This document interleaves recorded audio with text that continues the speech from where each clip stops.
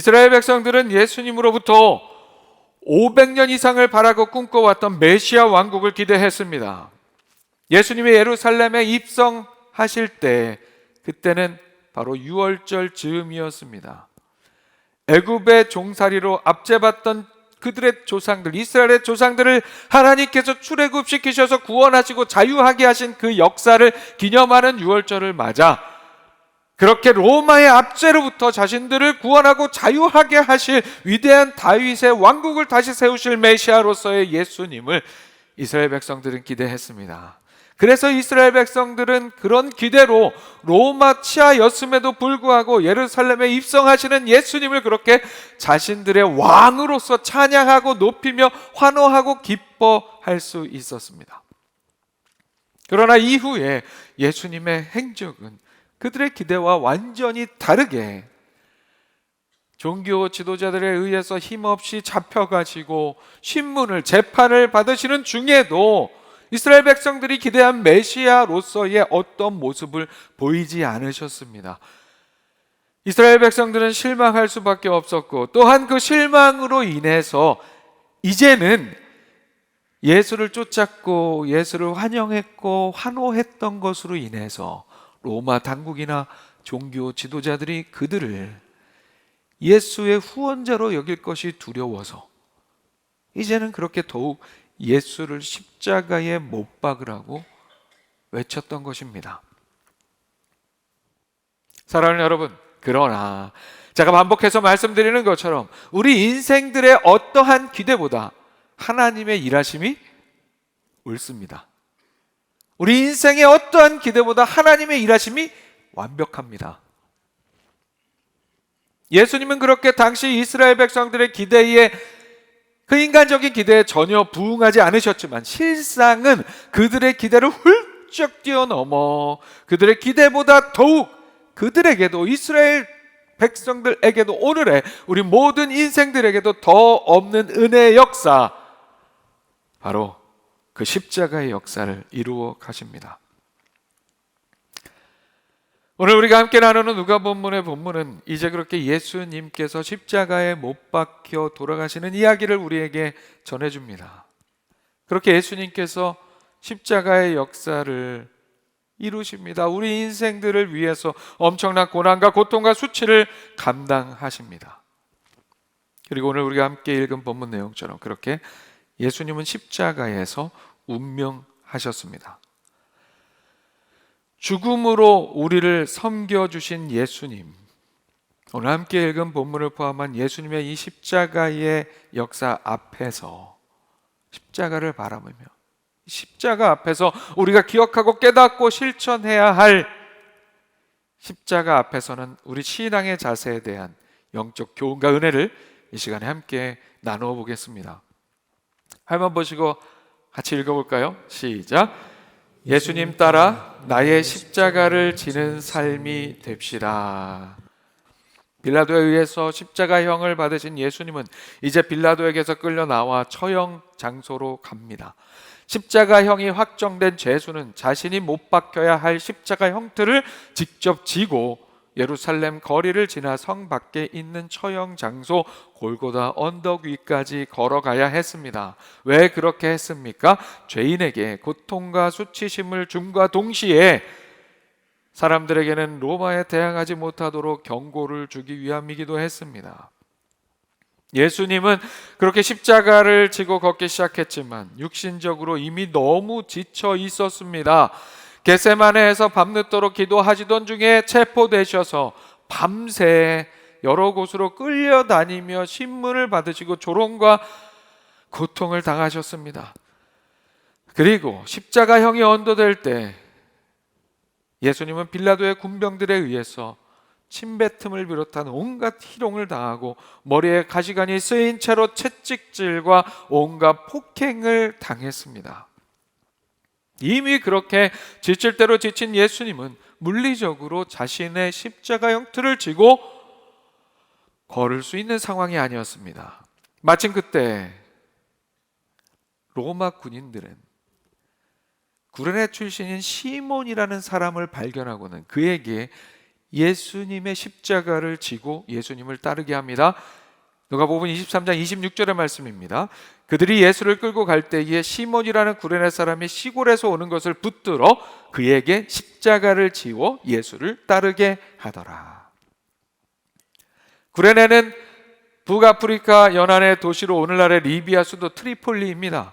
이곳은 많은 디아스포라 유대인들이 살던 곳이었습니다. 시몬 역시 그곳에서 태어나 자란 유대인으로서 유월절을 지키기 위해 예루살렘까지 순례를 왔다가 이렇게 예상치 못한 일을 경험하게 되었습니다. 그런데 마가복음에 보면 같은 사건에서 시몬에 대해서 그의 아들들의 이름을 언급하고 있는 것을 보게 됩니다. 마가복음 15장 21절 말씀입니다. 마침 알렉산더와 루포의 아버지인 구레네 사람 시몬이 시골로부터 와서 지나가는데 그들이 그를 억지로 같이 가게 하여 예수의 십자가를 지우고. 자, 이 십자가 사건 속에서는 구레네 사람 시몬은 지금 이 일에 관련되어 있지만 그의 아들들인 알렉산더와 루포는 전혀 이 상황에 관련되어 있지 않았어요. 그럼에도 불구하고 이 이름이 지금 여기에 등장하고 있다는 것은 로마에서 마가복음을 기록한 마가가 그 아들들에 대해서 잘 알고 있었다는 것을 의미하죠. 또한 마가복음을 대하는 초대교회 사람들에게도 그 아들들이 잘 알려진 사람들이었다는 것을 의미합니다. 사도 바울도 로마서에 보면 시몬의 아들 루포와 그의 어머니를 언급하기도 합니다. 여러분, 이게 무슨 뜻입니까? 예수님의 십자가를 대신 졌던 이때의 경험이 시몬으로 하여금 예수 그리스도를 향한 믿음을 갖게 했다는 것을 의미하는 거예요. 이 사건이 그의 아들들이 초대교회 사람들이 이름만 대면 다 잘 알 만큼 믿음의 사람들로 세워졌다는, 그 세워지는 시작점이 바로 이 십자가를 대신 지는 사건이었다라는 그런 뜻이에요. 사랑하는 여러분, 예수님의 십자가의 길에 등장하는 예수님의 십자가를 짊어진 구레네 사람 시몬의 이야기는 오늘 살아가는 예수 그리스도의 제자인 우리가 어떠한 신앙의 삶을 살아야 하는지를 알려주는 중요한 의미를 가지고 있습니다. 우리 또한 이렇게 예수님을 따라 이제는 이미 우리를 대신하여 우리 십자가를 지신 예수님을 따라 우리 또한 우리가 져야 할 우리의 십자가를 기꺼이 지고 예수님을 따라가는 신앙의 삶을 살아야 한다는 말씀입니다.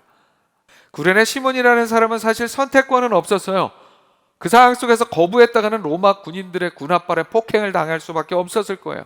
그렇게 억지로 무거운 예수님의 십자가를 대신 지고 골고다를 향해 올랐습니다. 그럼에도 불구하고 그의 경험은 인류 역사 가운데 가장 특별하고 소중한 하나의 경험이 되었습니다. 인류를 구원하기 위한 인류 역사상 가장 위대한 하나님의 그 역사에, 그 역사적인 그 유일한 십자가를 직접 지는 데 쓰임받은 한 사람이 되었습니다. 이게 어찌 특별하고 소중한 경험이라고 하지 않을 수가 있을까요, 여러분? 그리고 시몬의 삶에 있어서 이 경험은 그의 집안이 구원을 받아 믿음으로 서게 되는 그 놀라운 복을 얻게 되는 계기가 되어줍니다. 사랑하는 여러분, 시몬과 다르게 오늘 우리에게는 선택권이 주어져 있습니다. 기회가 있습니다. 예수님을 따라 나의 십자가를 지고 걸어가는 길을 선택할 수도 있고 선택하지 않을 수도 있는 기회가 있습니다. 사실 이렇게 기회가 있다는 사실이 우리에게는, 연약한 우리 인생에게는 위험성이기도 하지만 동시에 우리의 믿음의 실천, 순종의 실천을 더욱 의미 있게 해줄 수도 있다는 사실을 여러분 잊지 마시기 바랍니다. 왜 그렇습니까? 우리가 선택할 수 있는 상황에서 기꺼이 지는 우리의 십자가가 될 수 있기 때문입니다. 어쩔 수 없이 누군가의 강요나 누군가 시켜서 하는 것보다 내가 선택해서 기꺼이 하는 일이 더욱 의미가 있다는 사실은 우리 모두가 너무도 잘 알고 있습니다. 그래서 더욱 오늘 우리는 그 길을 선택하는, 그래서 우리의 선택이 더욱 의미가 있게 하는 신앙의 삶이 될 수 있기를 소망합니다. 십자가를 기꺼이 지는 길을 선택하는 우리가 될 수 있기를 축복합니다. 그렇다면 우리가 져야 할 우리의 십자가는 무엇입니까? 우리가 기꺼이 져야 할 우리의 십자가는 1차적으로는 우리가 하나님 나라를 위하여, 교회를 위하여, 이웃을 위하여 나에게 맡겨지는 쉽지 않은 일들을 기꺼이 감당하는 것을 의미합니다. 복음을 이루는 일, 이 땅에 하나님의 나라가 이루어지게 하는 데 있어서 우리가 쉽지 않고 어렵고 수고해야 하고 고생해야 하는 정말 짐과 같은 일일지라도 기꺼운 마음으로, 사랑의 마음으로 우리가 해야 할 그 일을 감당하는 것, 그것이 우리가 우리의 십자가를 지는 첫 번째 의미입니다. 그리고 또 한 가지 더욱 중요한, 실상은 말씀드린 첫 번째 의미로 우리가 우리의 십자가를 지기 위해서도 먼저 이루어야 할, 우리가 나의 십자가를 진다는 그 의미는 외부로부터 주어지는 원치 않는 어떤 짐 이전에 나 자신 안에 있는 나의 죄인된 본성을 십자가에 못 박아 죽이는 것을 의미합니다. 사도 바울의 고백이죠. 내가 그리스도와 함께 십자가에 못 박혔나니 그런즉 이제는 내가 사는 것이 아니요 오직 내 안에 그리스도께서 사시는 것이라. 아멘. 이 고백이 바로 나의 고백이요 내 삶의 실천이 되도록 하는 일, 그것이 나의 십자가를 기꺼이 짊어지고 가는 삶의 모습입니다. 사랑하는 여러분, 여러분은 여러분의 죄된 본성을 십자가에 못 박아 죽이는 일을 하며 살고 계십니까? 아니면 언제나 항상 새파랗게 팔팔하게 죄된 나의 본성이 살아있는 삶을 살고 계십니까? 사랑하는 여러분, 내 죄인된 본성이 자아가 새파랗게 살아있으면 우리는 진정으로 사랑할 수 없어요. 내 죄인된 본성이 팔팔하게 살아있으면 우리는 용서할 수 없어요. 진정으로 은혜 받을 수 없어요. 참된 마음으로 봉사 헌신할 수 없어요. 말씀 따라 살려면, 진정으로 사랑하려면 내가 죽어야 합니다. 예수님이 내 안에 살아야 합니다. 그렇게 예수님처럼 살아야 합니다. 내 안에 죄된 나의 본성을 십자가에 못 박아 죽이고 주님으로 살아가는 것, 그게 바로 나의 십자가를 지고 사는 두 번째 중요한 의미입니다. 이미 예수님께서 우리를 위해 실상은 내가 져야 할 그 십자가를 대신 져 주셨기 때문에 우리의 십자가는 무겁지 않습니다. 성령 하나님의 도우심으로 능히 우리는 우리의 십자가를 지는 삶을 살 수 있습니다. 구레네 시몬의 이야기는 그렇게 우리가 예수님 따라 지고 가야 할 우리의 십자가를 상징합니다. 예수님의 십자가의 그 길에서, 십자가의 죽음 앞에서, 그 십자가 앞에서 우리가 져야 할 우리의 십자가, 나의 십자가를 마땅히 기꺼이 기쁨으로 지고 살아가는 우리 모두가 될 수 있기를 축복합니다. 화면 보시고 한 번 더 함께 읽습니다. 시작. 겸손함으로 선한 영향력을 가진 삶이 됩시다. 십자가 앞에서 우리가 가져야 하는 신앙의 자세 두 번째는 예수님 따라 겸손함으로 선한 영향력을 가지는 삶이 되는 거예요. 사랑하는 여러분, 예수님께서는 우리를 위해 십자가의 중한 고통을 다 당하시고 돌아가셨습니다. 우리의 죄를 대신 지고 죽으셨습니다. 46절의 말씀이죠. 예수께서 큰 소리로 불러 이르시되 아버지, 내 영혼을 아버지 손에 부탁하나이다 하고 이 말씀을 하신 후 숨지시니라. 예수님의 십자가의 사랑을 항상 묵상하며 살아가는 우리가 되어야 하지만 이때쯤에 이 말씀을 다시 묵상할 때는 정말 마음이 숙연해지지 않을 수가 없죠.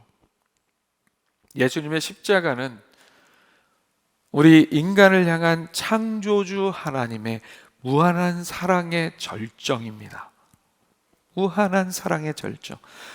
지구상에 존재하는 어떠한 신들도 인간을 위해서 십자가와 같은 사랑의 역사를 이루는 신은 없습니다. 왜 없습니까? 하나님 이외에는 모든 신들이 다 인간들의 생각 안에서 만들어진 신들이기 때문에 그렇습니다. 무슨 이야기인지 이해가세요? 하나님 외에 다른 신들은 인간들의 생각과 상상과 기대 속에 만들어진 신이라는 거예요. 인간들의 상식을 벗어날 수 없는 신들이에요. 그래서 십자가는, 우리가 십자가의 이야기를 말씀을 통해 잘 알고 있으니까 당연하게 알고 있는 것이라 생각하지만, 십자가는 우리 인간들은 창조주 하나님과 인간의 관계를 놓고 인간의 상식으로 생각할 때 우리 인간들은 상상도 할 수 없는, 하나님만이 계획하시고 이루실 수 있는 놀라운 은혜의 사건입니다. 인간들의 상식과 상상에서는 창조주 신이 인간을 위해 죽는다는 일은 그야말로 상상할 수 없는 상식 밖의 일이기 때문입니다. 예수님께서는 그렇게 십자가에 못 박히신 그 형용할 수 없는 고통과 수치 가운데에서도 끝까지 겸손의 사랑으로 인생들을 대하고 섬겨주셨습니다. 예수님은 십자가에 못 박힌 극한의 고통의 순간 가운데 이스라엘 백성들과 관리들과 종교 지도자들 그리고 로마 군인들로부터 비웃음과 희롱과 모욕을 계속해서 당하셨습니다. 또한 예수님은 혼자가 아닌 2명의 사형 선고를 받은 행악자들과 함께 그들 사이에서 십자가에 못 박히셨습니다. 왜 그렇게 했습니까? 실제 범죄를 저지른 죄수들과 함께 예수님을 십자가에 못 박아 죄 없는 예수님도 그들과 같은 죄인인 양 보이게 하려는 수법이었습니다. 그러나 세상은 그렇게 예수님을 죄인으로 만들려고 노력했지만, 그러나 오히려 예수님은 그러한 인생들을, 그러한 세상을 그 겸손한 사랑으로, 끝까지 그 겸손함으로 대하셨습니다.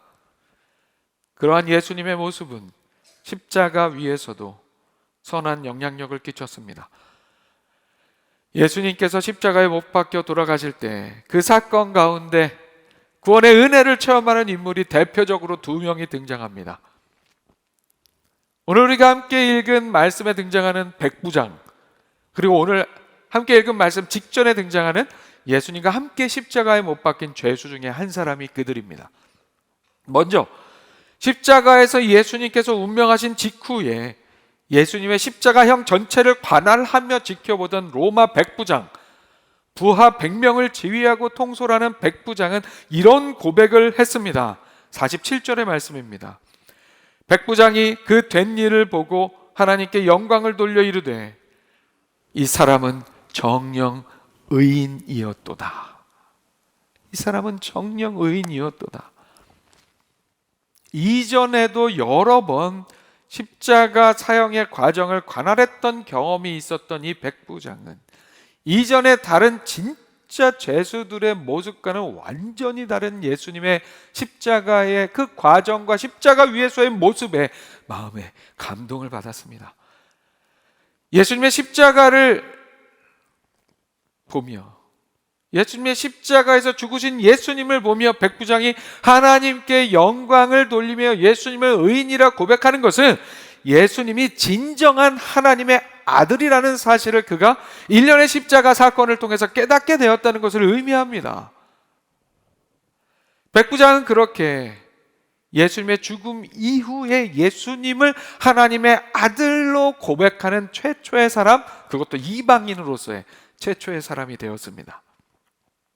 또 한 사람은 예수님을 가운데 두고 양쪽에 함께 십자가에 못 박혔던, 좌우에 함께 못 박혔던 죄수 중에 한 사람이었습니다.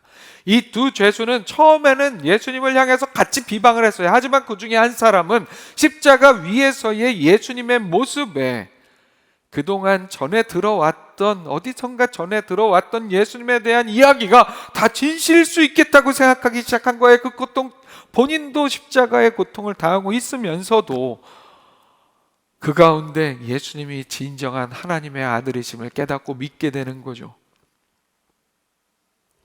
그래서 자신과 다르게 계속해서 예수님을 비방하는 다른 죄수에게 이렇게 말합니다. 건너편 죄수에게 말씀에 이렇게 얘기하죠.